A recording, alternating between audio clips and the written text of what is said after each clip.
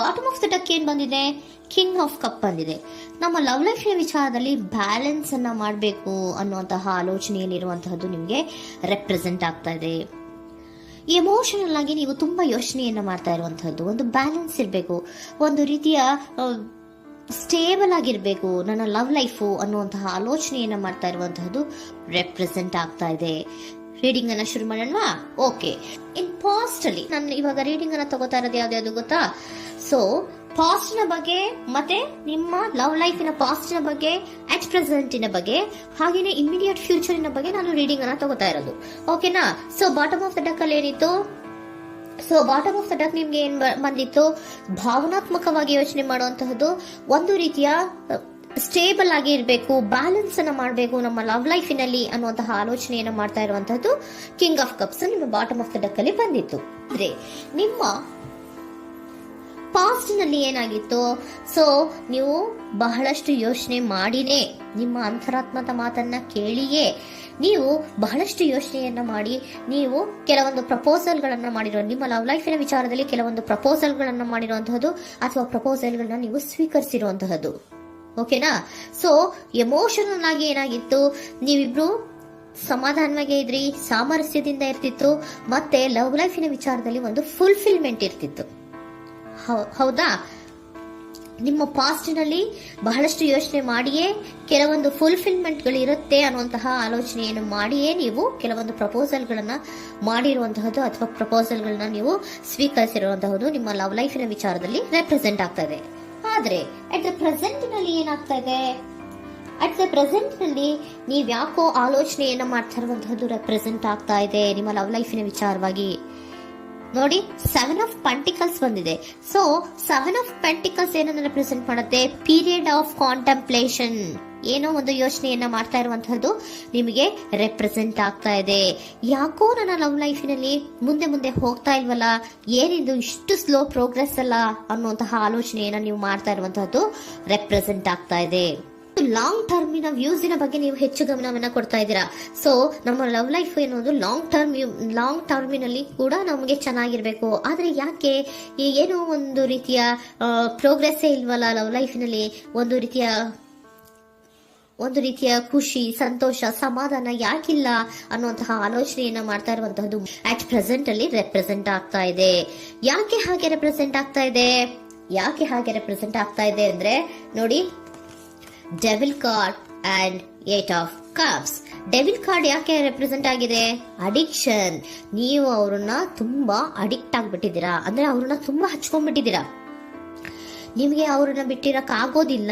So ನೀವು ಅವ್ರಿಗೆ ಅವಲಂಬನೆ ಆಗಿರುವಂತಹದ್ದು, ನಿಮ್ಮ ಲವ್ ಲೈಫಿನ ವಿಚಾರದಲ್ಲಿ ನಿಮ್ಮ ಪರ್ಸನ್ಗೆ ನೀವು ತುಂಬಾ ಅಡಿಕ್ಟ್ ಆಗಿರುವಂತಹದ್ದು, ತುಂಬಾ ಪ್ರೀತಿಸುವಂತಹದ್ದು, ಒಂದು ನಿಮಿಷನೂ ಕೂಡ ಬಿಟ್ಟಿರೋದಿಲ್ವೇನೋ ಅನ್ನೋಂತಹ ರೀತಿಯಲ್ಲಿ ನೀವು ತುಂಬಾ ಅಡಿಕ್ಟ್ ಆಗಿರುವಂತಹದ್ದು ರೆಪ್ರೆಸೆಂಟ್ ಆಗ್ತಾ ಇದೆ.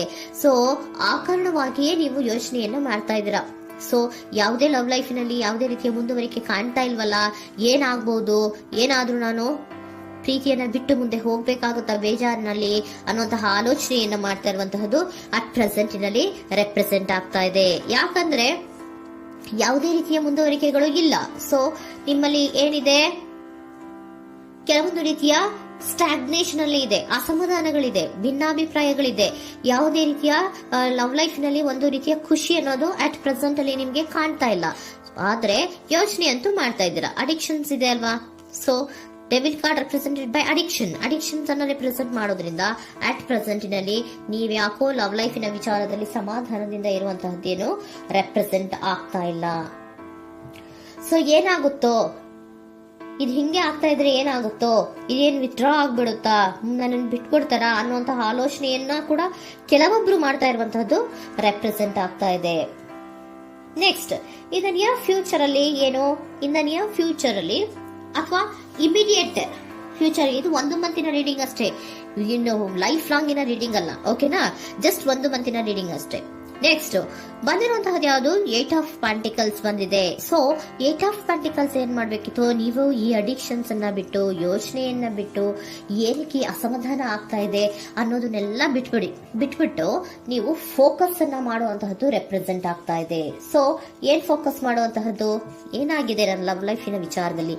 ಎಲ್ಲ ಚೆನ್ನಾಗೇ ಇತ್ತಲ್ಲ ನೋಡಿ, ಪಾಸ್ಟಿನಲ್ಲಿ ನಿಮಗೆ ಚೆನ್ನಾಗೇ ಇತ್ತಲ್ಲ, ಯೋಚನೆ ಮಾಡಿನೇ ತಾನೇ ನೀವು ಲವ್ ಲೈಫಿನಲ್ಲಿ ಪ್ರಪೋಸಲ್ಗಳನ್ನ ಸ್ವೀಕರಿಸಿದ್ದು, ಮತ್ತೆ ಅಲ್ಲಿ ಫುಲ್ಫಿಲ್ಮೆಂಟ್ ಇರುತ್ತೆ ಅಂತ ತಾನೇ ನೀವು ಸಮಾಧಾನವಾಗಿ ಪ್ರಪೋಸಲ್ಗಳನ್ನ ಸ್ವೀಕಾರ ಮಾಡಿದ್ದು. ಆದ್ರೆ ಅಟ್ ಪ್ರೆಸೆಂಟಿನಲ್ಲಿ ಕೆಲವೊಂದು ರೀತಿಯ ಭಿನ್ನಾಭಿಪ್ರಾಯಗಳು, ಕೆಲವೊಂದು ರೀತಿಯ ಅಡಿಕ್ಷನ್ಗಳು, ಕೆಲವೊಂದು ರೀತಿಯ ಯೋಚನೆಯನ್ನ ಮಾಡ್ತಾ ಇರುವಂತಹದ್ದು ರೆಪ್ರೆಸೆಂಟ್ ಆಗ್ತಾ ಇದೆ. ಅಟ್ ಪ್ರೆಸೆಂಟಿನಲ್ಲಿ ನೀವೇನು ಸಮಾಧಾನವಾಗಿ ಲವ್ ಲೈಫಿನಲ್ಲಿ ಇಲ್ಲದೆ ಇರುವಂತಹದ್ದು ರೆಪ್ರೆಸೆಂಟ್ ಆಗ್ತಾ ಇದೆ.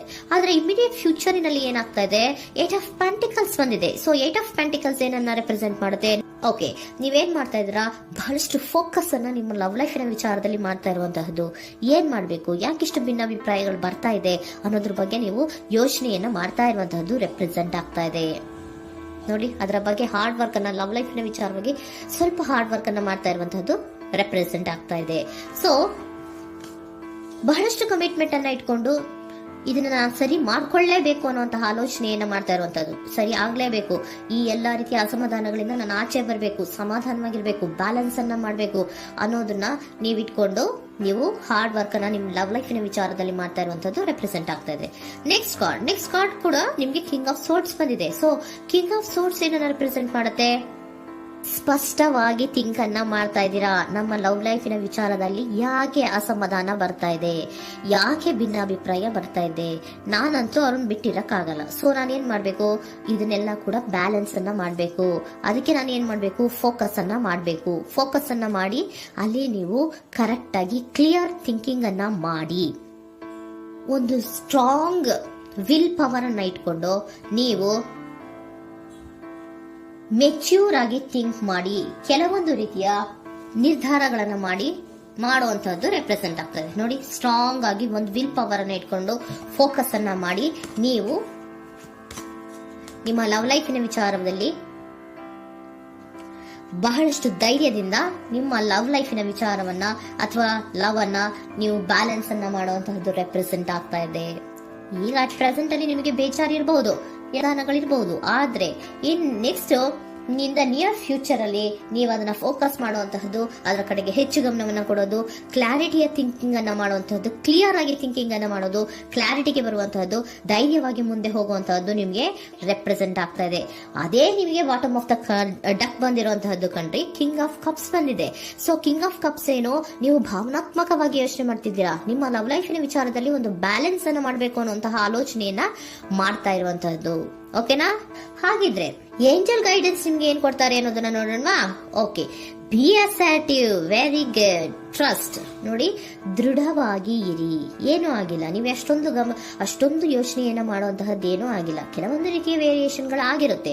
ಸೊ ವೇರಿಯೇಷನ್ಗಳಾಗಿದ್ರೂ ಕೂಡ ನೀವು ಫೋಕಸ್ ಅನ್ನ ಮಾಡ್ತೀರಾ, ಅದರಲ್ಲಿ ನಿಮ್ಗೇನು ನಷ್ಟ ಏನೂ ಆಗಲ್ಲ, ಅಥವಾ ನೀವೇನೂ ಕೂಡ ಕಳ್ಕೊಂಡು ನೀವು ಆಚೆ ಬರಲ್ಲ. ಫೋಕಸ್ ಅನ್ನ ಮಾಡಿ ಕರೆಕ್ಟ್ ಆಗಿ ಕ್ಲಿಯರ್ ಥಿಂಕಿಂಗ್ ಅನ್ನ ಮಾಡಿ ನೀವು ಕರೆಕ್ಟ್ ಆಗಿ ಮಾತಾಡ್ಬಿಟ್ರೆ ನಿಮ್ಮ ಲವ್ ಲೈಫಿನಲ್ಲಿ ಬ್ಯಾಲೆನ್ಸ್ ಅನ್ನೋದು ಬಂದ್ಬಿಡುತ್ತೆ. ಓಕೆನಾ? ಬಿ ಅಸರ್ಟಿವ್, ದೃಢವಾಗಿರಿ, ಧೈರ್ಯವಾಗಿರಿ, ಟ್ರಸ್ಟ್, ನಂಬಿಕೆಯಿಂದ ಇರಿ, ಏನೂ ಆಗಲ್ಲ. ನೀವು ಅಷ್ಟೊಂದು ಅಸಮಾಧಾನ ಮಾಡ್ಕೊಂಡು ಅಷ್ಟೊಂದು ಬೇಜಾರನ್ನ ಮಾಡ್ಕೊಂಡು ಏನಾಗ್ತಿದೆಯೋ ಅಂತ ಗಾಬರಿ ಪಡುವಂತಹದ್ದೇನೂ ಆಗಿಲ್ಲ. ಸ್ವಲ್ಪ ವೇರಿಯೇಷನ್ಗಳಾಗಿದ್ರೂ ಕೂಡ ಇನ್ ನಿಯರ್ ಫ್ಯೂಚರ್ನಲ್ಲಿ ನಿಮಗೆ ಸಮಾಧಾನ ಆಗುತ್ತೆ, ಖುಷಿ ಆಗುತ್ತೆ. ನಿಮ್ಮ ಲವ್ ಲೈಫಿನ ವಿಚಾರದಲ್ಲಿ ಕೆಲವೊಂದು ಬ್ಯಾಲೆನ್ಸ್ಗಳನ್ನ ಮಾಡ್ತೀರಾ.